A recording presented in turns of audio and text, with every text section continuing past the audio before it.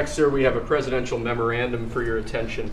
This memorandum requires the immediate declassification of all FBI files relating to the Crossfire Hurricane investigation.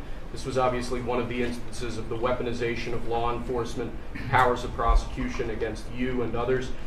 We believe that it's long past time for the American people to have a full and complete understanding of what exactly is in those files. Which gives the media the right to go in and check it. You probably won't bother because you're not going to like what you see. What are they going to see? Crossfire Hurricane. Seems like I've heard of that before. Joining me now to discuss it and where we might be going from here, Hans Mahncke, author of the book Swift Boating America, which I would highly recommend. Okay, Hans, refresh my memory. There's too many scandals, too many news stories. Crossfire Hurricane, what is it and why are we declassifying things? So Crossfire Hurricane was the investigation into the Trump campaign that was opened in July of 2016 by James Comey and his cabal. And that carried on all the way into May of 2017 when the Mueller people took over. So we're looking at about a year's worth of materials. Now, a lot of them have been released already. So this is kind of what I'm expecting this to be is kind of filling gaps, tying up loose ends, kind of things like that. Now, when you look at the order that President Trump signed, it actually has some more details about, it refers to a list of things that's going to be released. So they kind of made it sound like everything is going to be released, but it's not going to be quite everything. There's a list, it's called the so-called binder. It was actually meant to be released in President Trump's first term. But then Mark Meadows kind of stopped that from happening, the chief of staff at the time. No one quite understands why that happened. But anyway, I think we're finally now at the point where we will see this binder, which is going to contain hopefully a lot of juicy information on that Crossfire Hurricane investigation. Hans, what do we believe from all this? Because, look, you're never going to convince me that Barack Obama didn't authorize all these things. But that's what I believe. What do you believe? Well, I believe that too. And the sad part about this release, and I'm not trying to kind of denigrate it or whatever. I'm always happy when stuff is released. This is good. But the sad part is we're only talking Crossfire Hurricane and only FBI. And the Barack Obama part doesn't pertain to Crossfire Hurricane and FBI. Now, specifically, we know that Obama was briefed by the CIA in July of 2016. That is before this investigation opened. And he was briefed on the fact that this was all Hillary Clinton's idea, that this was Hillary Clinton's campaign dirty trick, that she was the one who orchestrated it, that she was the one who decided to paint Donald Trump as a Russian agent. So Obama then, instead of shutting it down, he escalated it. He weaponized it. So he's completely behind it. Now, the problem is all the documents pertaining to that are CIA documents, and those are the ones I'd like to see. Yeah, that sure would be interesting to know if America's foremost intelligence agency was involved in trying to stop the Republican nominee for president. That would be kind of a big deal. Anyway, Hans, let's shift gears. Michael Walls is on Fox News with all this signal chat stuff, saying things like this today. So they want to focus on this. It's embarrassing, right. Yes. We're going to get to the bottom of it. I just talked to Elon on the way here. We've got the best technical minds looking at how this happened. But I can tell you for 100%, I don't know this guy. I know him by his horrible reputation, and he really is the bottom scum of journalists. And I know him in the sense that he hates the president, but I don't text him. He wasn't on my phone, and we're going to figure out how this happened. So you don't know what staffer is responsible for this right now? Well, look, a staffer wasn't responsible, and look, I take full responsibility. I built the group. My job is to make sure everything's coordinated. But how did the number? I mean, I don't mean to be pedantic here, but how did the number? Have you ever had somebody's contact that shows their name, and then you have somebody else's number there? I never make those mistakes. Right? You got somebody else's number on someone else's contact. So of course I didn't see this loser in the group. It looked like someone else. Now, whether he did it deliberately or it happened in some other technical mean is something we're trying to figure out.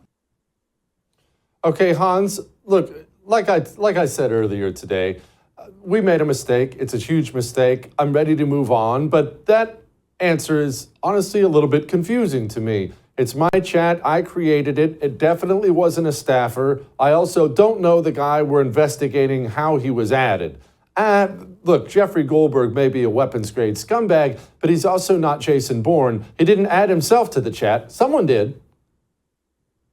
Yeah, no, I completely agree with you there. I think it was a mistake going on Fox News. It's generally a mistake going on any news show or on any show or to do with if you're in a legal situation to talk to anyone, unless and until you have your story straight. And he obviously didn't have his story straight, and so I guess he was sent in there to kind of clean up the mess, and frankly, he made the mess even worse because, as you say, now it is sort of innuendo with Elon and hacking and this and that.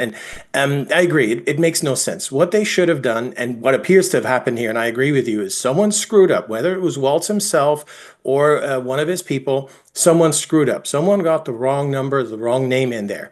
And then, things took their course from there. So they should just own up, just said, we screwed up. We shouldn't have put this guy in there. We thought it was another JG, the Goldberg, whatever. There's the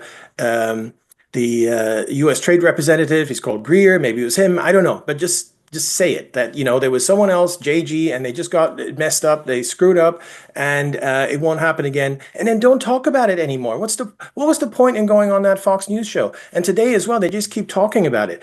Just say you own up to the mistake and then just don't talk about it anymore. Yeah, I'm getting frustrated. I've been frustrated the entire time. I'm frustrated no one was fired. Now I'm frustrated they're still talking about it. I do not think the Trump administration has handled this well at all. Big screw up, and I don't like it at all. Okay, moving past that. There's a judicial coup going on in the country where communist judges are stopping every meaningful thing the Trump administration tries to do. I know how I want it handled, Hans. How do you want it handled?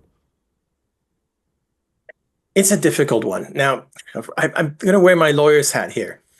I don't fully disagree with the idea that judges should have the right to issue these sweeping injunctions. But of course, in very particular circumstances. So the government starts rounding up anyone with Japanese heritage, like they did 70, 80 years ago. That's when you need these people to step in. But of course, so that's the initial idea behind it. And then, of course, it's been completely abused. And now they just step in at any juncture and so on. So ultimately, I think it's going to have to change. That means the court, the district court at the lowest level will have to get its wings clipped. And I think what will have to happen is that they will need to be told, so then the Supreme Court will need to step in, and hopefully they do at some point. They've been kind of dragging their feet, and just outline the circumstances in which the district courts, the lowest level of the courts, can step in and what they can do. So for starters, they should only be able to act on behalf of some clients that they actually have. So for instance, in this case of these Venezuelan gang members, there was actually 5 clients. And the government actually did everything as asked of them by the courts in relation to these 5 clients. The problem is that this judge, Boasberg, then kind of made it more sweeping. He said, well, it's not the 5 before me, yes, but I'm going to just apply it to everyone. And that's a big problem, or it's become a big problem. So I think the Supreme Court will just have to step in and kind of put in some boundaries, put in some offenses here to make this more clear. Now, I'm not very confident that will happen, because we got Roberts on the court and, of course, Amy Coney Barrett. So it's kind of more of a 5-4 liberal court than it is a 6-3 conservative court, as we're always told. So I think ultimately what will happen is that the Supreme Court will rein in some of these abuses, but not others. They'll kind of take a pick and choose approach, and they're probably not going to clip the wings of these courts in any kind of long-term fashion. Hans, as always, thank you, my friend. I would thank you for coming to my YouTube channel, but I know how brilliant it is, and I know you love it here. So subscribe and watch. We're going to start really ramping things up and putting some funny stuff, some interesting stuff out there, some collaborations. Either way, my YouTube channel is officially the place to be. So stick around.